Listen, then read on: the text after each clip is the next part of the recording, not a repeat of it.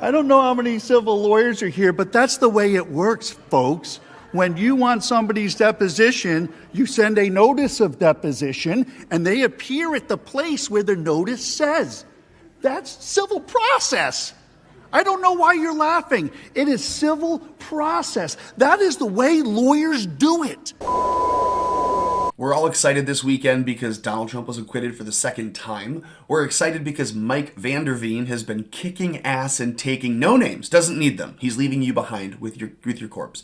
And the third thing we're excited about is this hat. Don't look at my nose, but check that out. Pretty sweet, right? So, okay. So he was talking to Lana Zach, and he says what happened was horrible, but what happened at the trial was even worse. And then he went on to smash her. But the intro clip that you just saw is taken from about a 4-minute clip that I want to show you at the end of this. Just to highlight, and this will be one piece of what will be a few videos, I'm sure, because I want to take apart the last couple days of the impeachment and just show you a few highlights. Some things that should rev your engine, get you a little excited. Now, I'll point out by saying this, I understand Mike did a really great job with the trial, really great job with Lana, and so a lot of people are looking at this clip with CBS, because if they're going to give him a win in the news at all, they do not want it to be on the floor of the Capitol building, on the floor of the Senate chamber, doing the impeachment hearing. They don't want that because he had some real stingers in there.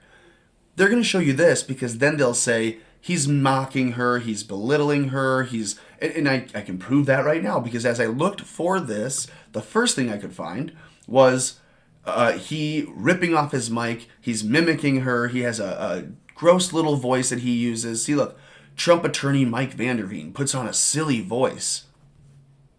Well, I also see this story then, right?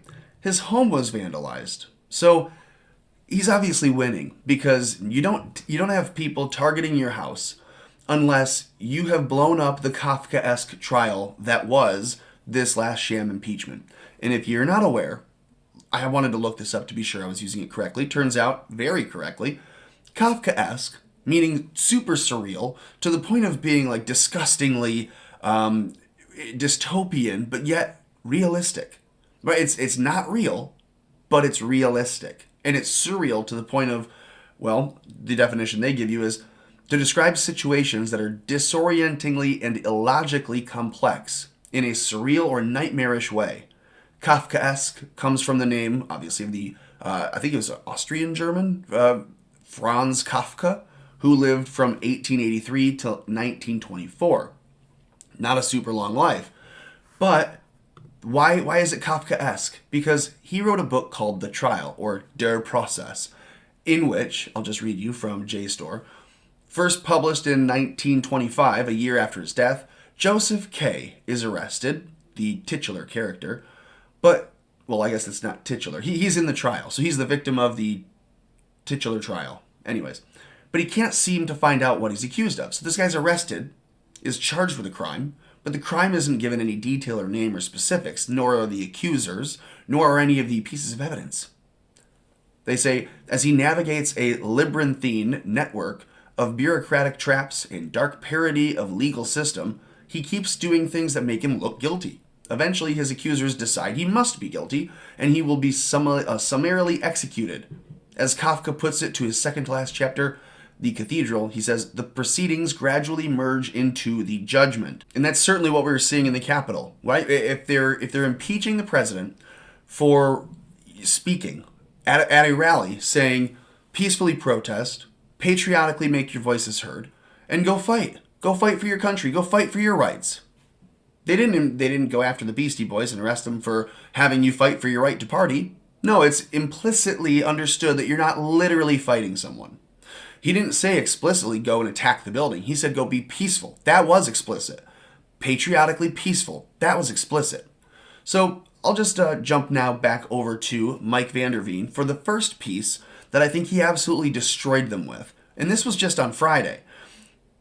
Take a listen. This is beautiful. And then like the video, comment below, share this video with someone you know, and help us all keep America afloat.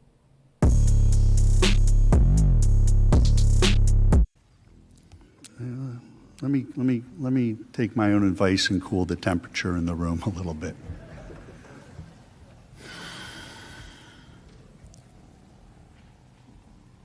It's about the incitement. It's not about what happened afterwards. That's actually the irrelevant stuff. That's the irrelevant stuff. It's not the things that were said from the election to January 6th. It's not relevant to the legal analysis of the issues that are before this body. It doesn't matter what happened after the insurgents into the Capitol building, because that doesn't have to do with incitement. Incitement it's a point in time, folks. It's a point in time when the words are spoken and the words say, implicitly say, explicitly say, commit acts of violence or lawlessness. And we don't have that here. So for the House managers to say we need depositions about things that happened after, it's just not true. But if he does, there are a lot of depositions that need to be happened.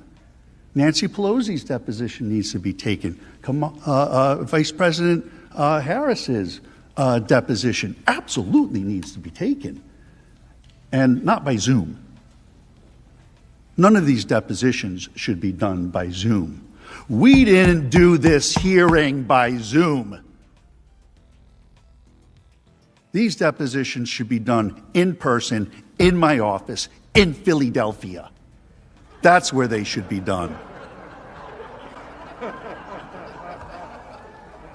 I don't know how many civil lawyers are here, but that's the way it works, folks. When you want somebody's deposition, you send a notice of deposition, and they appear at the place where the notice says. That's civil process. I don't know why you're laughing. It is civil process. That is the way lawyers do it. We send notices of deposition. In the I would remind everybody that we will have order in the chamber during these proceedings. I haven't laughed at any of you, and there's nothing laughable here. He mentioned my client coming in to testify. That is not the way it's done. If he wanted to talk to Donald Trump, he should have put a subpoena down, like I'm going to slap subpoenas on a good number of people, if witnesses are what is required here for them to try to get their case back in order, which has failed miserably for 4 reasons. There is no jurisdiction here. There has been no due process here. They have completely violated and ignored and stepped on the Constitution of the United States. They have trampled on it like people who have no respect for it. And if this is about nothing else, it has to be about the respect of our country, our Constitution, and all of the people that make it up.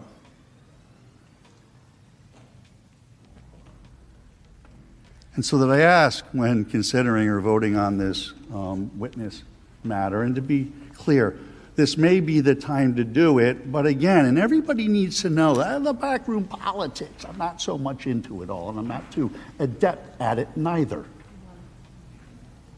But there was a stipulation. They felt pretty comfortable after day 2, until their case was tested on day 3.